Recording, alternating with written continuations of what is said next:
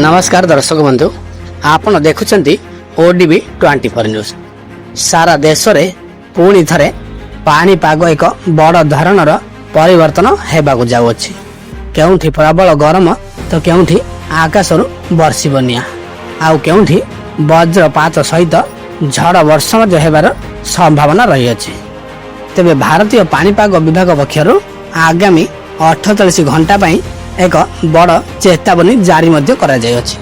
हाँ दर्शक बंधु, केउं राज्य रे एहार प्रभाव अधिक पड़िबो एवं आपण अंचल रे परिस्थिति कौन रहिबो से विषय जानिबा पई भिडियोटी को शेष पर्यंत निश्चय देखंतु।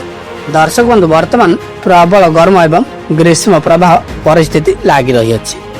पाणीपाग विभाग अनुसार आगामी 3 ରୁ 4 दिन पर्यंत उत्तर पश्चिम एवं केंद्रीय भारतर समतल अंचल रे तापमात्रा स्वाभाविक ठारू अधिक रहिबो।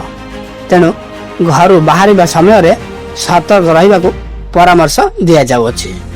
केवल गरम नुहे, पाणीपाग विभाग पूर्वानुमान कहूछि जे आगामी 48 घंटा मध्य रे देश रे प्राय 17टी राज्य रे काल बैशाखी एवं वज्रपात हेबार संभावना मध्य रही अछि। विशेष करी केन्दुझर, मयूरभंज, बालेश्वर, भद्रक, जाजपुर, केन्द्रापड़ा, कटक, जगतसिंहपुर, नयागढ़, खोर्धा, पुरी, गंजाम एवं गजपति जिला को प्रबल गरम एवं गुड़गुड़ी नहीं येलो वार्निंग जारी करा जाय अछि। एथिसह 26 ରୁ 28 पर्यंत मत्स्यजीवी को समुद्र मध्य को न जावाक मध्य बारण करा जाय अछि। तबे दर्शक बंधु, आसंता 27 ରୁ 28 एप्रिल मध्य रे ओडिशा रे अनेक जिले में घंटा प्रति 30 किलोमीटर वेग रे पवन बहिबा सह प्रबल झड़ वर्षा मध्य होई पारे।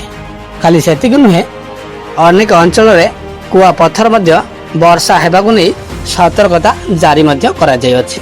एहाकु नै अनेक अंचल रे प्रबल रु अति प्रबल वर्षा होई पारे बोली पाणीपाग विभाग सूचना मध्य दैछन्ति। तेबे बंधुगण, पाणीपाग रही परिवर्तनशील अवस्था को दृष्टि रखी निजर एवं निज परिवार जत्न नियंतु। जदि आकाश रे मेघ करे बा बिजुली मारे तेबे सुरक्षित स्थान रे आश्रय नियंतु। ता सहित देश दुनिया एवं आपणकर अंचल रे एमिति ताजा खबर सबु बेले जानिबा पई आम चैनल ओडीबी 24 न्यूज को सब्सक्राइबर करि रखंतु। ता सहित पाखरे थिबा बेल आइकन को मध्य दबाई रखंतु। वीडियोटी भल लागिते लाइक करंतु एवं सांग साथी परिवार सह मध्य शेयर करंतु। हाँ दर्शक बंधु, वर्तमान विदाय दियंतु। पुणी देखा हबो आउ एक नुआ खबर सह। जय जगन्नाथ।